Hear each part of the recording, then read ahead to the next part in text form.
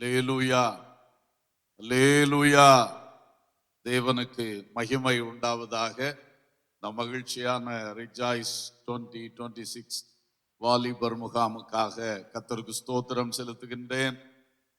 கர்த்தர் இந்த ஆண்டிலும் இப்படியாக சிறப்பாக இந்த முகாமை நடத்த கிருபை செய்கிறார்.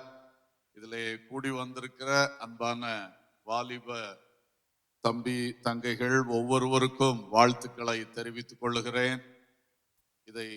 இந்த ஃபர்ஸ்ட் செஷனை நடத்தி கொண்டிருக்கிற நம்முடைய கன்னியாகுமரி மாவட்ட போதகர் அவர்களுக்கு வாழ்த்துக்களை தெரிவிக்கிறேன். மற்றும் நம்முடைய full gospel youth ministries board அங்கத்தினர்கள் பல காலமாக இதற்காக ஜெபித்து திட்டமிட்டு பல அரேஞ்ச்மெண்ட்ஸ்களை செய்து மிக சிறப்பாக இதை நடத்தி கொண்டிருக்கிறார்கள். அவர்களுக்கு இயேசு கிறிஸ்துவின் இனிய நாமத்தில் அன்பின் வாழ்த்துக்களை தெரிவித்துக் கொள்ளுகின்றேன். அதுபோல அவர்களோடு இணைந்து இந்த காரியங்களை செய்கின்ற டிஸ்ட்ரிக்ட் கோஆர்டினேட்டர்ஸ், FGOM உடைய சர்க்கிள் லெவல் லீடர்ஸ் அனைவருக்கும் வாழ்த்துக்கள். மற்றும் அன்பான ஒத்துழைப்பு தருகின்ற சர்ச் பாஸ்டர்ஸ்க்கும் விசுவாச மக்களுக்கும் வாழ்த்துக்களை தெரிவிக்கிறேன். வாலிபர்களை நடத்துகின்ற தலைவர்கள் பிள்ளைகளை அழைத்து வந்திருக்கிறீர்கள். பல பணிவிடைகளில் அல்லது பல உதவிகளில் ஈடுபட்டு நிற்கிறீர்கள். ஒவ்வொருவருக்கும் இயேசு கிறிஸ்துவின் இனிய நாமத்தில் அன்பின் வாழ்த்துக்களை தெரிவித்துக் கொள்ளுகின்றேன். கர்த்தர் ஆசீர்வதிப்பாராக. பொதுவாக நான் கடைசி மெசேஜுக்கு தான் இந்த கேம்புக்கு வருகிறது. இன்றைக்கு அதுக்கு மாறாக முதல் மெசேஜுக்கு வந்திருக்கிறேன். கர்த்தர் வார்த்தைகளை உங்களுக்கு பிரயோஜனமாய் தருவாராக. ஒரு ஆயத்த செய்தியாக உங்களோடு நான் பேசும்படியாக விரும்புகிறேன். அநேக தேவ வார்த்தைகளை நாம் இந்த 3 நாட்கள் கேட்க இருக்கின்றோம். ஜெப செஷன்ஸ் இருக்கிறது. எல்லாவற்றையும் அன்பு பிள்ளைகள் பயன்படுத்தி கொள்ளும்படி மிக அன்போடு கேட்டுக்கொள்ளுகிறேன். நீங்கள் எல்லாரும் வந்திருப்பது ரொம்ப சந்தோஷம். அதுலேயும் அதாவது என்ன சொல்லுவார்கள், ஏர்லி பேர்ட் ரெஜிஸ்ட்ரேஷன் சொன்ன மாதிரி முந்தி வருகிறவர்களுக்கு தான் வாய்ப்புன்னு சொல்ற மாதிரி நீங்கள் முன்கூட்டியே ரெஜிஸ்டர் பண்ணனால அந்த வாய்ப்பு உங்களுக்கு கிடைத்திருக்கிறது. நிச்சயமாய் தேவன் ஒரு நோக்கத்தோடு தான் உங்களை இங்கே அழைத்து வந்திருக்கிறார். அதனால இங்க ஒரு நிமிஷத்தை கூட நீங்க வீணாக்காம நல்லா பிரயோஜனப்படுத்தி கொள்ள மிக அன்போடு கேட்டுக்கொள்ளுகிறோம். தேவ சமூகத்தை இந்த இடத்திலே நீங்கள் உணர்வீர்கள். நிச்சயமாக கர்த்தர் உங்களை அழைத்து வந்த நோக்கத்தை உங்களை நிறைவேற்ற ஆரம்பம் முதலே கிரியை செய்வார். அல்லேலூயா. விசேஷமாக நம்முடைய கெஸ்ட் ஸ்பீக்கர்ஸ் அத்தனை பேருக்கும் இயேசுவின் நாமத்தில் வாழ்த்துக்களை தெரிவித்துக் கொள்ளுகிறேன். அவர்களை இந்த 3 நாட்களிலும் உங்களுக்கு மிகுந்த பிரயோஜனம் உண்டாக பயன்படுத்துவாராக. அல்லேலூயா. நம்முடைய இந்த கேம்புடைய நோக்கம் வேறு மனுஷன் ஆவாய். அதை பற்றிய ஒரு அறிமுக வார்த்தைகளை உங்களுக்கு நான் சொல்லும்படியாக விரும்புகின்றேன். 1 சாமுவேல் 10வது அதிகாரம் 1ஆம் வசனத்தை நான் வாசிக்கிறேன். 1 சாமுவேல் 10வது அதிகாரம் 1ஆம் வசனம். அப்பொழுது சாமுவேல் தைல குப்பியை எடுத்து அவன் அல்லது சவுல் உடைய தலையின் மேல் வார்த்து அவனை முத்தம் செய்து, கர்த்தர் உன்னை தம்முடைய சுதந்திரத்தின் மேல் தலைவனாக அபிஷேகம் பண்ணினார் அல்லவா என்று சொன்னான். அல்லேலூயா. கர்த்தருக்கு மகிமை உண்டாவதாக. சவுலை இஸ்ரவேல் ஜனங்களின் மேல் ராஜாவாக அபிஷேகம் பண்ணினதை இந்த வசனம் நமக்கு சொல்லுகிறது. இஸ்ரவேலின் முதல் ராஜா சவுல் என்பவர். சாமுவேல் தீர்க்கதரிசி அவரை அபிஷேகம் பண்ணினார், ராஜாவாக அபிஷேகம் பண்ணினார். அபிஷேகம் பண்ணிவிட்டவர் சொன்ன ஒரு வார்த்தை 6ஆம் வசனத்தில் இருக்கின்றது. அப்பொழுது கர்த்தருடைய ஆவி உன்மேல் இறங்குவார், நீ அவர்களோட கூட தீர்க்க தரிசனம் சொல்லி வேறு மனுஷனாவாய், வேறு மனுஷனாவாய். ஒரு அல்லேலூயா சொல்லுவோம், சத்தமாக சொல்லுவோம். அல்லேலூயா, ஸ்தோத்திரம். அப்போ பாருங்கள், இந்த அபிஷேகத்தை பெற்ற சவுல் வேறு மனுஷன் ஆவான் என்று சாமுவேல் ஆசீர்வதித்து அனுப்பி வைத்ததை நாம் பார்க்கின்றோம். கர்த்தருக்கு ஸ்தோத்திரம். முதலாவது அபிஷேகம். தேவன் தமது நோக்கத்தை நிறைவேற்றுவதற்கு மனிதர்களுக்குள் வல்லமையும் பலனும் அறிவும் ஞானமும் வருவதற்காக அபிஷேகத்தை தருகிறார். அவருடைய அபிஷேகம் அப்படிப்பட்டது. அந்த நாட்களிலே ராஜாக்களை அபிஷேகம் பண்ணினார்கள். கர்த்தருக்கு ஊழியம் செய்யக்கூடிய ஆசாரியர்களை அபிஷேகம் பண்ணினார்கள். கர்த்தருடைய வார்த்தையை சொல்லக்கூடிய தீர்க்கதரிசிகளையும் அபிஷேகம் பண்ணினார்கள் என்று பார்க்கிறோம். இன்றைக்கு நாம் எல்லாருக்கும் ஆண்டவர் தன்னுடைய பரிசுத்த ஆவியின் அபிஷேகத்தை இலவசமாக தந்து கொண்டே இருக்கிறார். அல்லேலூயா. புதிய ஏற்பாட்டு பக்தர்களாகிய நமக்கு கிடைத்த ஒரு பெரிய பாக்கியம் அது. இந்த கூட்டத்திலே எத்தனை பேர் பரிசுத்த ஆவியினால் நான் நிரப்பப்பட்டிருக்கிறேன் அப்படி சொல்றவங்க மட்டும் ஒன்று கை வைத்து ஒரு அல்லேலூயா சொல்லுங்க பார்க்கலாம். நல்ல கை தெரியும்படி கையை தலைக்கு மேல உயர்த்தி சொல்லுங்க. ஆமென், ஸ்தோத்திரம். அநேகர் பெற்றிருக்கிறீர்கள். நீங்கள் யாராவது அபிஷேகம் பெறாமல் இந்த கூட்டத்தில் வந்திருந்தால் கூட நிச்சயமா இந்த கேம்பில் தேவன் உங்களை பரிசுத்த ஆவியானவர் உங்களை நிரப்புவார். ஆமென். எதிர்பார்ப்போடு நீங்க காணப்படுங்க. ஆண்டவரிடத்திலே அப்பா உங்க ஆவியினால் என்ன நிரப்புங்கன்னு சொல்லி மனசுக்குள்ள அடிக்கடி ஜெபம் பண்ணி கொள்ளுங்க. அந்த தாகத்தை பார்க்கிற கர்த்தர் நிச்சயம் உங்களை நிரப்புவார். ஆவியின் வரங்களையும் உங்களுக்கு தருவார். ஆமென்.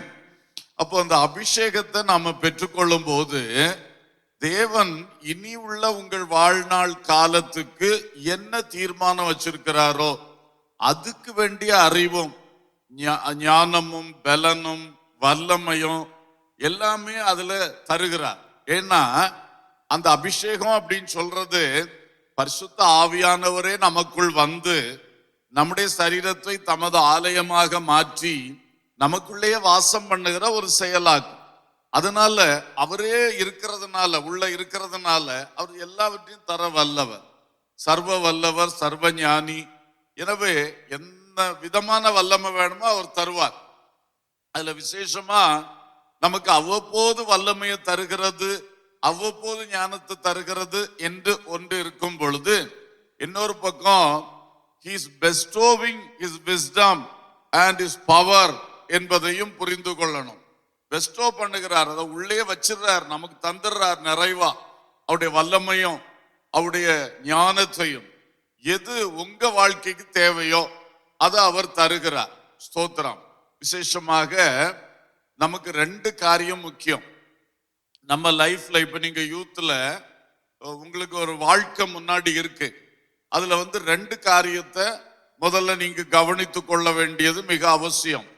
ஒன்று, இந்த அனாயிண்டிங்ல ஆண்டவர் தர்றது, you have an eternal office or profession.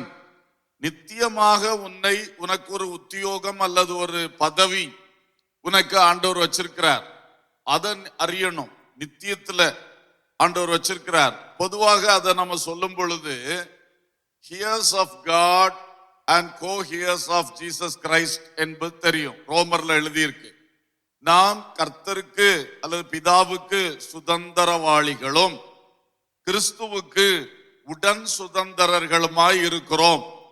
இதுதான் ஷார்ட்டா ஒரே வார்த்தையில சொல்லணும்னா, நித்தியத்துல நமக்கெல்லாம் ஆண்டவர் தருகிற பதவி அல்லது உத்தியோகம், அல்லது அந்த உத்தியோகம் சொல்ற வார்த்தை அந்த ப்ரொஃபஷனை காட்டுது. முழுசும் நமக்கு கிடைக்கக்கூடிய ஒரு பெரிய ஒரு காரியம் என்னன்னா, நான் பிதாவுடையவைகளை சுதந்திரிக்கிற பிள்ளையாக கிறிஸ்துவோடு கூட உடன் சுதந்திரராக, கிறிஸ்து எப்படி பிதாவுடையவைகளை சுதந்திரிக்கிறாரோ அதே போல எனக்கும். இப்போ ஒரு உதாரணத்துக்கு, வெளிப்படுத்தல் 3ஆம் அதிகாரம் 21ஆம் வசனத்துல இயேசு சொன்னார், நான் ஜெயங்கொண்டு என் பிதாவின் சிங்காசனத்தில் உட்கார்ந்து இருக்கிறது போல ஜெயங்கொள்ளுகிறவன் எவனோ அவனும் என்னோடு கூட சிங்காசனத்தில் உட்காரும்படிக்கு அவனுக்கு அருள் செய்வேன். ஒரு அல்லேலூயா சொல்லுவோம். அப்போ ஜெயங்கொள்ளுகிறவன் யாரை குறிப்பிட்டார்? இந்த உலகத்துல அவரை அறிந்து அவருடைய சுவிசேஷத்தை ஏற்றுக்கொண்டு அவரை பின்பற்றி அவருக்கு சீஷனாய் இருந்து இந்த உலகம், மாம்சம், பிசாசு என்பவைகளை ஜெயிக்கிற பிள்ளைகள் நாம் தான் அவர்கள். அல்லேலூயா. நமக்கு அவருடைய சிங்காசனத்தையே பகிர்ந்து தருவாராம். இதுக்கு மேல என்ன தரணும்?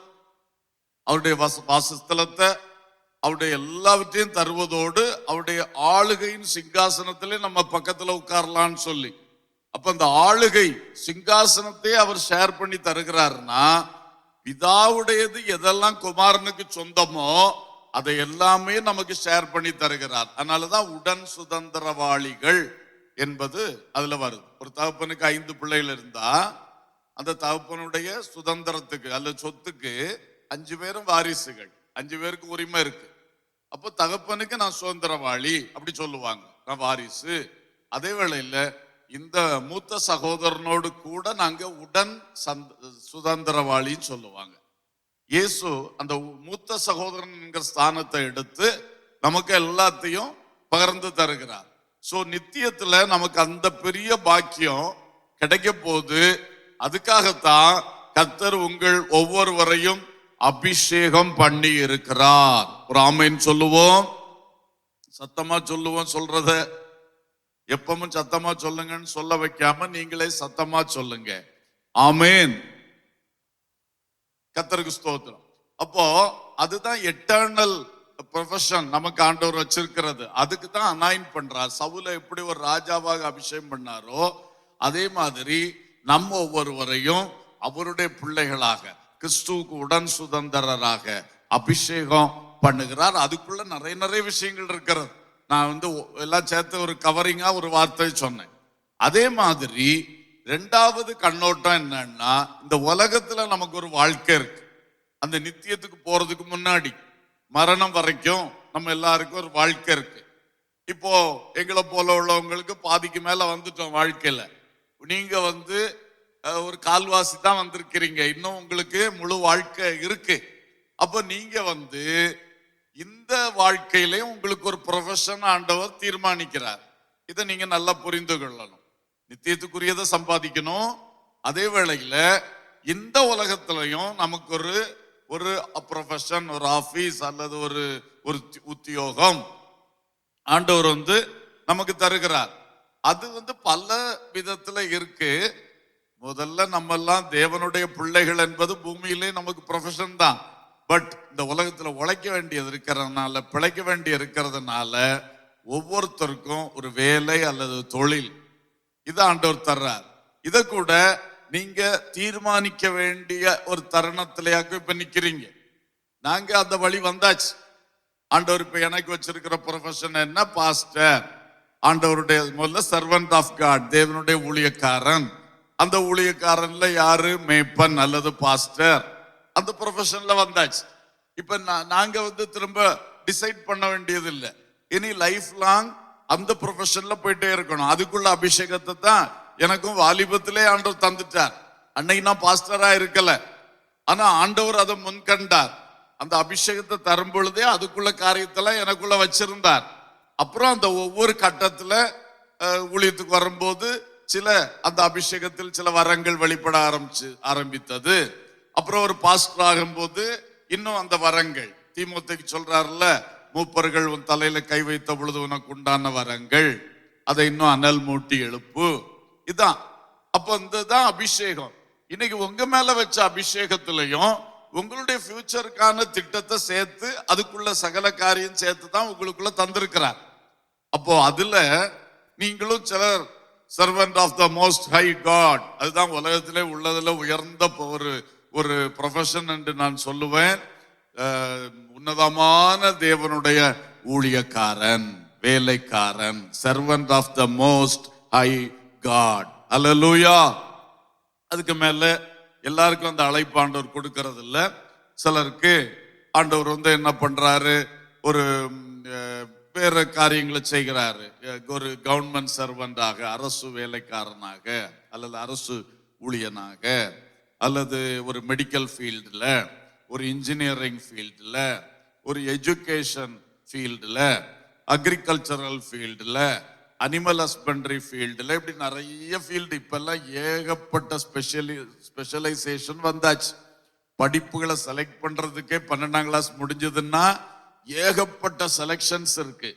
அப்போ இதுல நமக்கு காட்ஸ் கைடன்ஸ், கர்த்தருடைய அந்த தெளிவான நடத்துதல் அந்த டைம்ல கிடைச்சிட்டு கரெக்டா ஆண்டவர் சித்தம் வச்சு எதுக்காக நம்மளை அபிஷேகித்தாரோ அதே பாதையில கரெக்டா கால் வச்சுட்டோம் இங்க, அப்புறம் உங்க ட்ராக்கு அழகா இருக்கும், வெற்றியா இருக்கும்.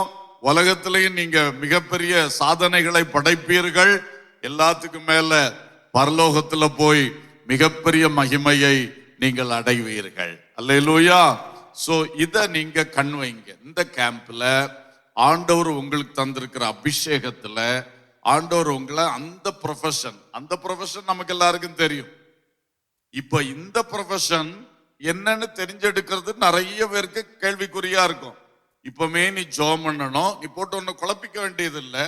பிரேயர் பண்ணி உன்னை கர்த்தர் கையில ஒப்பு கொடுத்தா போதும். ஆண்டவர் எதுக்காக என்னைய உருவாக்குனீங்க, எதுக்காக என்னைய ரட்சித்தீங்க, என்ன எதுக்காக இந்த இந்த சத்தியத்தை அறிகிற வழியில எல்லாம் கொண்டு வந்தீங்க, ஆண்டவரே என்ன எதுக்காக நீங்க அபிஷேகித்தீங்க, அதுல நடத்துங்கப்பா என்று சொல்லி நம்முடைய ஆசைகளை எல்லாம் அவர்கிட்டே சொல்லிட்டு, என் ஆசை இதெல்லாம் இருந்தாலும் உங்களுக்கு சித்தம் தான் நடக்கணும்ப்பான்னு ஒப்பு கொடுத்துட்டே இருந்தீங்கன்னா போதும்.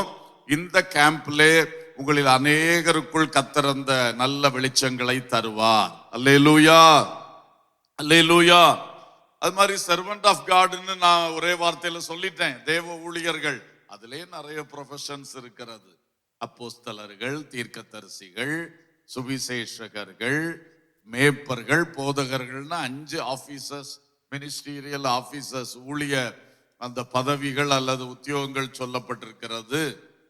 அது மட்டுமல்ல, மிஷனரிஸ் என்கிற ஊழியம் இருக்கிறது, மெடிக்கல் மிஷனரிஸ் என்கிற ஊழியம் இருக்கிறது, பைபிள் டிரான்ஸ்லேஷன் மிஷனரிஸ் என்கிற ஊழியம் இருக்கிறது. எத்தனையோ இன்னைக்கு ஊழியத்துல கூட பல்வேறு வாசல்கள், பல்வேறு வழிகள் இருக்கிறது. கர்த்தர் எதுக்கு உங்களை தெரிஞ்சு கொண்டாரு, இந்த கேம்ப்ல அந்த பாரத்தை உங்களுக்குள்ள போடுவார். அதை பற்றின சிந்தனைகள் உங்களுக்குள்ள எழும்ப செய்வார். ஏன்னா சிந்தனையும் விருப்பத்தையும் செய்கையும் உருவாக்குகிறவர் ஆவியானவர். அவர் உங்களுக்குள்ளே அதை உருவாக்குவார். அதனாலதான் அந்த 3 நாட்கள் உங்களை கொண்டு இங்க உட்கார வச்சிருக்கிறார். சரி, இனி இந்த அபிஷேகத்தை சவுல் பெற்ற உடனே சாமுவேல் சொன்ன வார்த்தையில கடைசி வார்த்தையை தான் நான் வாசித்தேன், நீ வேறு மனுஷன் ஆவாயின்னு சொல்லி.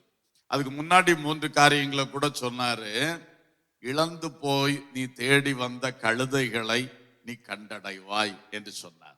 அபிஷேகம் பெற்றவனுக்கு இருக்கிற ஒரு இன்னும் பாக்கியங்களை சொல்றதுக்காக உங்களுக்கு அதை சொல்றேன். நீ இழந்து போனவைகளை நீ திரும்ப பெற்றுக்கொள்ளுவாய். அல்லேலூயா, ஸ்தோத்திரம். உங்க குடும்பத்துல இழந்து போயிருப்பீங்க, படிப்புல சில காரியத்தை இழந்து இன்றைக்கு இந்த இடத்துல நிக்கலாம், சரீரத்துல அல்லது பொருளாதாரத்துல அதுக்கு ஃபீஸ் கட்ட முடியலையே, அப்படியெல்லாம் சொல்லக்கூடிய சில சிக்கல்ல அந்த அட்மிஷன் கிடைக்கலையே, இந்த வேலை வாய்ப்பு கிடைக்கலையே, அப்படியெல்லாம் நீங்க இருக்கலாம். எதை இழந்து வந்திருக்கிறீங்களோ, நீங்க அபிஷேகத்தை பெற்றுக்கொண்டிருக்கிறதுனால அந்த இழந்ததை அதுக்கு மேலாக திரும்பி தர கர்த்தருக்கு முடியும். அல்லேலூயா. தாவீது இழந்த யாவற்றையும் திருப்பி கொண்டான் அப்படின்னு பைபிள் சொல்லுது. அவன் இழந்த மனைவி, பிள்ளைகள், பொருள், அந்த மிருக ஜீவன்கள் எல்லாத்தையும் அவன் அப்படியே இழந்ததை திரும்ப பெற்றுக்கொண்டான்னு சொல்லியிருக்கு. யோபு 2 மடங்கு பெற்றுக்கொண்டான்னு சொல்லியிருக்கு. அவன் இழந்ததை அப்படியே அதை பெற்றுக்கொள்ளல, ஆனா இன்னும் புதிதானவைகளை அவனுக்கு 2 மடங்கு ஆண்டவர் கொடுத்தார். நீங்க சில வேளை நீங்க இழந்த அதே காரியத்தை உங்களுக்கு மீட்டு தரவும் கர்த்தரால முடியும்.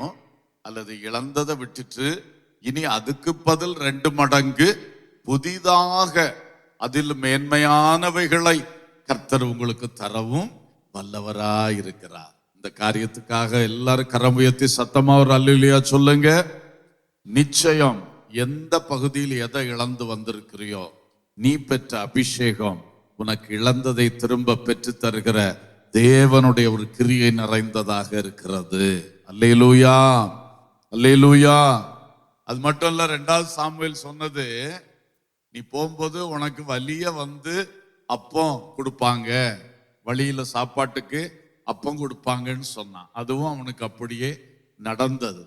உங்கள் வாழ்வுக்கான தேவைகள் வழியிலேயே சந்திக்கப்படும். ஏனென்றால் நம்ம அபிஷேகித்தவர் ஏகோவா ஈரே தேவன். ஹல்லேலூயா. உங்க கல்வி தேவையா? உங்களுக்கு சரீர சுகம் தேவையா? பலன் தேவையா? அறிவு ஞானம் போதுமானதா இல்லையா? அது வேண்டுமா? எது வேண்டும்? கிருபை வரங்கள் எல்லாமே அவரிடத்தில் நிறைவா இருக்கிறது. கர்த்தர் உன் வழிக்கு தேவையானதை, உன்மேல் வைத்த அபிஷேகத்துல உனக்கு வச்ச அந்த ப்ரொஃபஷனுக்கு தேவையானதை கர்த்தர் கட்டாயம் அந்தந்த வேளையில் தருவார். அல்லேலூயா. நமக்கான நன்மையான ஈவுகள், பூர்ணமான வரங்கள் பரத்திலே உருவாகி ஜோதிகளின் பிதாவினிடத்திலிருந்து இறங்கி வருகிறதுன்னு பைபிள் சொல்லுது. அங்க உருவாக்கி வச்சுட்டு ரைட் டைம்ல உன் கையில கிடைக்கிறதுக்கு ஆண்டவர் செய்வார். ஒரு ஆமேன் சொல்லுவோம். ஆமேன். மௌன ஆமேன் அல்ல, சத்தமாக ஆமேன் சொல்லுவோம். ஆமேன். ஸ்தோத்திரம். ஆகவே கர்த்தர் அதையும் செய்ய வல்லவர். அது மட்டும் இல்ல, இவனுக்கு தீர்க்கதரிசிகளோடு சேர்ந்து தீர்க்க தரிசனம் சொல்றக்கூடிய ஒரு கிருபையும் வெளிப்பட்டது. ஆவிக்குரிய கிருபை வரங்கள்.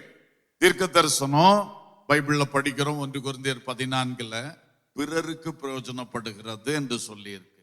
அப்போ கர்த்தர் உன்னை பிறருக்கு பயன்படுத்தக்கூடிய அந்த அபிஷேகம் வெளிப்படும் பொழுது நமக்கு மட்டும் பிரயோஜனத்தை அது கொண்டு வருகிறது இல்ல, அது பிறருக்கும் பிரயோஜனத்தை கொண்டு வரும். சரி, இப்போ இதுல 3 விஷயங்களை நான் உங்களுக்கு முக்கியமாக சொல்ல விரும்புகிறேன். இந்த 3 நாட்களிலே கர்த்தர் உங்களை வேறு மனுஷன் ஆக்குவார் என்று சொல்லும் பொழுது, அந்த வேறு மனுஷன் என்று சொல்லும் பொழுது விசேஷமாக 3 காரியங்களை சொல்ல விரும்புகிறேன். இதே சவுலுக்கு நடந்த விஷயத்தை முதல்ல சொல்லுவோம். 1 சாமுவேல் 10வது அதிகாரம் 9ஆம் வசனம். 9ஆம் வசனத்துல சொல்லி இருக்கு, அவன் சாமுவேலை விட்டு போகும்படி திரும்பின போது தேவன் அவனுக்கு வேறே இருதயத்தை கொடுத்தார். அந்த அடையாளங்கள் எல்லாம் அன்றைய தினமே நேரிட்டது. அடையாளங்கள்னா நான் முதல்ல சொன்ன 3 காரியம். கழுதை கிடைச்சதும், அப்பம் கிடைச்சதும், தீர்க்கதரிசனம் சொன்னது அடையாளங்கள். அதான் இவன் சாமுவேல்கிட்ட அபிஷேகம் பெற்றுக்கிட்டு அவனை விட்டு போன உடனே இவனுக்கு வேறே இருதயம். அப்ப வேறே மனுஷன் ஆவாய் என்று சொன்னா அவனுக்கு முதல்ல வேற இருதயம் கொடுக்கப்பட்டது. இருதயம்னா ஹார்ட், மைண்ட், சிந்தை முக்கியமா இருக்குது. இருதயத்துல சிந்தை. இந்த மாம்சத்தின்படி உள்ள ஹார்ட் பிளட்ட பம்ப் பண்ணி கொண்டு இருக்கிறது, அது சுத்திகரித்து தந்து கொண்டே இருக்கிறது. ஆனா இந்த ஆவியின் படி உள்ள மைண்ட் என்று சொல்லுவதில் சிந்தனை நிறைந்திருக்கிறத நம்ம பார்க்கிறோம். பொதுவாக அதைத்தான் நம்ம மனசு, இருதயம் அப்படி சொல்லுவோம். அப்போ நீ வேறு இருதயம் ஆவாய் என்று சொன்னா அவன் சிந்தனையில மறுரூபம் வந்து விட்டது என்று அர்த்தம். ஒரு அல்லேலூயா சொல்லுவோம். இன்றைக்கு உங்களை வேறு மனிதன் ஆக்குகிற கர்த்தர் உங்களுக்குள்ள செய்யக்கூடிய முதல் ஒரு கிரியை, நீ என்னென்ன சிந்தனையோடு வந்திருக்கிறாயோ உனக்கு புதிய சிந்தனைகளை, மேன்மையான சிந்தனைகளை, அவர் உனக்கு வைத்த ப்ரொஃபஷனை இவ்வுலகத்திலும் நீ மர்மையிலும் நீ பெற்றுக்கொள்வதற்கு ஏற்ற சிந்தைகளை உனக்குள் கர்த்தர் தருவார். இதுவரைக்கும் நீ சிந்தித்த சிந்தனைகள் ஒரு லோ ஸ்டாண்டர்ட், சப்ஸ்டாண்டர்டா தான் இருக்கும். ஏன்னா நம்ம எவ்வளவு நம்மள ஞானிகள் நினைச்சுக்கிட்டாலும், எல்லாம் எனக்கு தெரியும் நினைச்சுக்கிட்டாலும், மனுஷ சிந்தனை ரொம்ப கீழ் லெவல்ல தான் இருக்கு. ஆண்டவருடைய சிந்தனை பூமியிலிருந்து வானம் எவ்வளவு உயரமா இருக்கிறதோ அவ்வளவாய் நம்முடைய சிந்தனை விட உயரமா இருக்கிறது. ஆமென். அதனால நம்முடைய சிந்தனையை ஆண்டவர் என்ன பண்ண போறாரு? வேறு சிந்தனையா மாற்ற போறார். ஆமென். உங்க சிந்தனை வாழ்க்கை, அந்த level of that thought life எப்படி இருக்கு? எதை யோசிக்கிறீங்க அடிக்கடி? உங்க அந்த லெவல் எதுல இருக்கு? உங்க சிந்தனை உலகம், அந்த உலகத்துக்கு எல்கை எப்படி இருக்கு? அந்த சிந்தனை உலகத்துக்கு உயரம் எவ்வளவு இருக்கு? அந்த சிந்தனை உலகத்துக்கு ஆழம் எவ்வளவு இருக்கு? உங்களுக்கு தெரியும். நீங்க தனிமையில் இருக்கும் போது எதை போட்டு சிந்திச்சுட்டே இருக்கிறீங்க? வெறும் சிலருக்கு ஸ்போர்ட்ஸ் ஃபீல்டுல தான் அதிகமா இருக்கும், ஸ்போர்ட்ஸை சிந்திச்சுட்டே இருப்பாங்க. சிலருக்கு ஏதாவது ஒரு ஜாலியாட்டு இருக்கக்கூடிய ஒரு காரியத்தை சிந்திச்சுட்டு இருப்பாங்க. பல பல காரியம் இருக்கிறது. சிலர் ஆக்கப்பூர்வமாக தங்களுடைய கல்வி விஷயமாக, வருங்காலத்தில் உயர்வதற்கு விஷயமாக சிந்தித்துக் கொண்டிருப்பார்கள். சிலர் வாசித்த வசனத்தை தியானித்து சிந்தித்து தேவனை நோக்கி பேசுகிற ஒரு அனுபவத்தோடு இருப்பார்கள். இது நல்ல சிந்தை. அதே வேளையில சிலருக்கு கெட்ட கெட்ட சிந்தனைகள், கெட்ட கெட்ட சிந்தனைகள் பண்ணுவார்கள். அருவருப்பானவைகளை சிந்திப்பாங்க, ஆண்டோர் வேண்டான்னு விலக்கி வச்சிருக்கிறத சிந்திப்பாங்க. சிலர் இனி ரொம்ப காலத்துக்கு பிறகு நடக்க வேண்டியதை தேவையில்லாம இப்ப சிந்திச்சுட்டு இருப்பாங்க. தங்களுடைய கல்யாணத்தை பற்றி சிந்திச்சுட்டு இருப்பாங்க. தங்களுக்கு வேலை கிடைக்கிறதுக்கு இன்னும் காலம் இருக்கு, ஆனா ஏதோ வேலையில போய் உட்கார்ந்த மாதிரி கற்பனை கண்டு சிந்திச்சுட்டு இருப்பாங்க. இப்படி காலத்துக்கு முன்பே சிந்திச்சுட்டு இருப்பாங்க. அப்படியெல்லாம் தேவையில்லை. கர்த்தரோடு நம்முடைய சிந்தனையை இணைக்க இணைக்க நம்முடைய சிந்தை வேறே சிந்தையாய் மாறும். அல்லேலூயா. வேறே சிந்தையாயினா நம்முடைய சிந்தை தேவனுக்கு நேராக உயர்ந்து கொண்டே வரும். அது ஆக்கப்பூர்வமான சிந்தையாய் இருக்கும், உன்னை உயர்த்துகிற சிந்தையாய் இருக்கும். கர்த்தர் அந்த சவுலுக்கு கொடுத்தது மாதிரி உங்களுக்கும் கொடுப்பாராக. குறிப்பாக சவுல் அவங்க அப்பாவுக்கு கழுதையை தேட தான் வந்தான். அப்பா அனுப்புனார், அவனும் ஒரே இதா கழுதை எங்க போச்சு எங்க போச்சுன்னு தேடிக்கிட்டே இருக்கிறான். அவனுக்கு வேற சிந்தனை இருந்திருக்காது. ஆனா அந்த அபிஷேகம் அவன் மேல இறங்கினோன்னு நான் நினைக்கிறேன், அவனுக்கு வேற சிந்தை அப்படின்னு சொல்லும் போது, வேற இருதயம் சொல்லும் பொழுது ஒரு பொறுப்புள்ள சிந்தை கட்டாயம் வந்திருக்கும். ஆமேன். ஏன்னா அபிஷேகம் அப்படிப்பட்ட அபிஷேகம், ராஜ அபிஷேகம். அந்த தேசத்துக்கு இவர் தான் இனி பொறுப்பு. இதுவரைக்கும் சாமுவேல் பொறுப்பா இருந்தாரு, இப்ப அதை எங்க வச்சுட்டாரு? சவுல் தலையில வச்சுட்டாரு. அப்ப அந்த அபிஷேகம் இறங்கும் பொழுது அவருக்கு தேசத்தை குறித்த ஒரு சிந்தை கண்டிப்பா வந்திருக்கு. உன்னை ராஜா வாக்கிட்டேன்னு சொன்னா அவர் என்ன செய்வார்? நான் ராஜா, இஸ்ரவேல் தேசத்துக்கே நான் ராஜா. 12 கோத்திரங்கள் இருக்கிறது, இந்த பட்டணங்கள் இருக்கிறது, இன்னென்ன கிராமங்கள் இருக்கிறது, இன்ன மலைகள், இன்ன சமுத்திரங்கள் எல்லாம் சிந்திச்சிருப்பார். இவ்வளவு மக்கள் இருக்காங்க. அப்படி அந்த ஒரு பொறுப்புள்ள ஒரு சிந்தனை அவருக்கு வந்துருச்சு.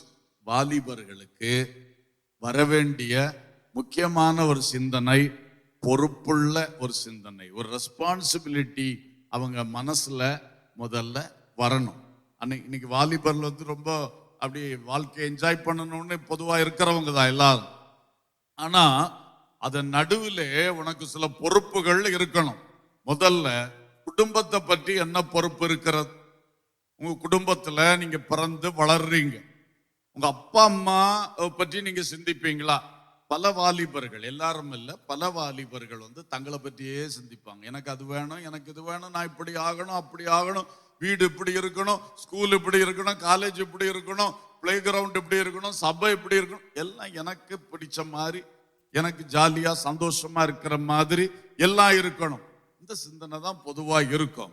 ஆனா இன்றிலிருந்து உன் மேல இருக்கிற அபிஷேகம் உனக்கு வேறே இருதயத்தை தரும்னு சொல்லும் பொழுது, நீ இருக்கிற வீட்டை குறித்து ஒரு பொறுப்புணர்ச்சி. எங்க அப்பா காலையிலே வேலைக்கு போறாங்க, சாயங்காலம் வராங்க, எவ்வளவு கஷ்டப்பட்டு உழைச்சிட்டு வராங்க. எங்க அம்மா அந்த கிச்சன்ல போனா எவ்வளவு நேரம் வேலை பார்த்துட்டு இருக்காங்க, அப்பதானே எனக்கு சாப்பாடு வருது. அப்பா போனா தானே எனக்கு எங்க வீட்டுல பணம் வருது, எங்களுக்கு எல்லா பொருளும் வருது, என்ன படிக்க வைக்க முடியுது. அது எப்படி அந்த காரியங்களை சிந்திக்கிறது பலருக்கு இருக்காது. அதனாலதான் பொறுப்பு இல்லாதவங்களா நடப்பாங்க. குடும்பத்துக்கு இன்னும் கஷ்டத்தை கொடுப்பாங்க, அதை வாங்கித்தாங்க இதை வாங்கித்தாங்கன்னு சண்டை போடுவாங்க. ஆனா பொறுப்புள்ள மகன், பொறுப்புள்ள மகள், நிச்சயமாக உங்க சிந்தனையிலே மாற்றம் வந்துடும். நீங்க வேற மனுஷனாய் உங்கள் வீட்டுக்கு போவீர்கள். அல்லேலூயா. பெற்றோருடைய கஷ்டத்தை அதே மாதிரி நீங்க 2 பேர் இருக்கலாம், 3 பேர் இருக்கலாம், பிள்ளைகள், உடன் பிறந்தவர்கள், அவங்கள பற்றி சிந்திக்கிறது வராது. அண்ணனுடையதை எனக்கு எப்படி எடுக்கலாம், அது எனக்கு இஷ்டம்னா அவன் எனக்கு தரணும், அப்படிதான் வரும். உள்ளதுல அப்பா வாங்கிட்டு வரதுல பெஸ்ட்டை நான் எடுக்கணும், அதுக்கு பிறகு அடுத்த ஆள் எடுக்கட்டும், இப்படியெல்லாம் இருக்கும் பலருக்கு சிந்தனைகள். ஆனா அப்படிப்பட்டவர்களுக்கு ஒரு மாற்றம் வரும். எங்க அண்ணனுக்கும் நல்லது கொடுக்கணும், எங்க அக்காவுக்கும் நல்லது கொடுக்கணும், தங்கச்சி தம்பிக்கும் நல்லதை கொடுக்கணும். இது வந்தாலே நீங்க ஒரு வேறு மனுஷன். கர்த்தர் வீட்டிலே ஒரு பொறுப்புள்ள பிள்ளையாக நீங்கள் செயல்படுவதற்கு எதுவாய் வேறே இருதயத்தை தந்து வேறே பையனாய் வேறே பிள்ளையாய் கர்த்தர் உங்களை அனுப்புவாராக. அல்லேலூயா. இதை நீங்க சிந்திக்கணும். இந்த நாட்கள்ல, இந்த 3 நாட்கள்ல கர்த்தர் தருகிற வார்த்தைகள்ல இந்த விஷயங்கள் உங்களுக்குள்ள உருவாக்கப்படும். நீங்க எடுத்துக்கொள்ளணும், சிந்திக்கணும். வீடு, நீங்க இதுவரைக்கும் என்ன சிந்தனையோட அந்த வீட்டுக்குள்ள இருந்தீங்களோ, இங்க வந்துட்டு இனி அந்த வீட்டை சிந்திச்சு பாருங்க.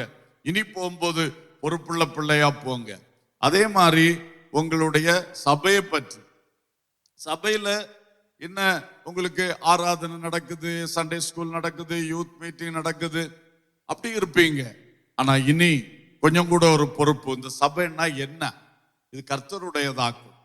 இது கர்த்தருடையது, கர்த்தர் வச்சிருக்கிறாரு. இது எங்க ஸ்கூல் மாதிரி ஒண்ணு அல்ல, இல்ல வேற ஏதோ ஒரு இது மாதிரி உள்ள அமைப்பு அல்ல. கர்த்தருடையதாக்கும். கர்த்தர் ஏன் இதெல்லாம் செய்கிறாரு? எதுக்கு நம்ம துதிக்கிறோம், எதுக்கு நம்ம ஆராதிக்கிறோம், எதுக்கு ஜெபம் பண்றோம், எல்லாத்தையும் கொஞ்சம் பொறுப்பா சிந்திச்சு அதுல ஆராதனையில நீங்க இனி பங்கு பெறும் பொழுது வேறே சிந்தையாய். அல்லேலூயா. இது வரைக்கும் ஏதோ போகணும் கடமையா, நான் இந்த சபையை சேர்ந்தவன், எங்க அப்பா அம்மா இதுல இருக்காங்க, நான் போகணும், அது இல்லாம இனி கர்த்தரை ஆராதிக்கணும், துதிக்கணும், ஒவ்வொன்றும் ஒரு அர்த்தம் உள்ளதாக அப்படி மாறட்டும். சபைக்காக ஜெபம் பண்ணணும், சபையில சில பணிவிடை காரியங்களை ஓடி ஓடி போய் செய்யணும். சபை கர்த்தருடையதாக்கும். பாஸ்டருக்காக இல்ல, விசுவாசிகளுக்காக இல்ல, கர்த்தருக்காக நான் செய்ய வேண்டியதை செய்யணும். நான் சுவிசேஷ ஊழியத்துல போகணும். அப்பதான் கர்த்தர் சிலுவையில பட்ட பாடுகள் அவருக்கு நிறைவேறும், ஆத்துமாக்கள் ஆதாயமாவாங்க, அவர் சந்தோஷப்படுவாரு, அது எனக்கு ஆசீர்வாதமா இருக்கும். நான் மிஷனரிகளுக்காக ஜெபம் பண்ணணும், இப்படி நிறைய பாரம் வரும். ஏழை எளிய மக்களுக்காக கொடுக்கணும். இதுதாங்க வேறே பிள்ளையாய் வேறே பையனாய் உங்களை மாற்ற கர்த்தர் விரும்புகிறார். அல்லேலூயா. அதோடு உங்க கல்வி நிலையத்தை யோசிங்க. கல்வி நிலையம், வேலை இருக்குது, ஸ்கூல், காலேஜ், ஒரு கம்பெனி, ஒரு ஆபீஸ் வேலை பார்க்கறவங்களும் சிலர் இருப்பீங்க. அங்க நீங்க என்ன நோக்கத்தோட போறீங்க? அந்த ஸ்கூலை பற்றி என்ன நினைக்கிறீங்க? உங்க பார்வை உங்க ஸ்டூடெண்ட்ஸ் மத்தியில மட்டும் இருக்கும்.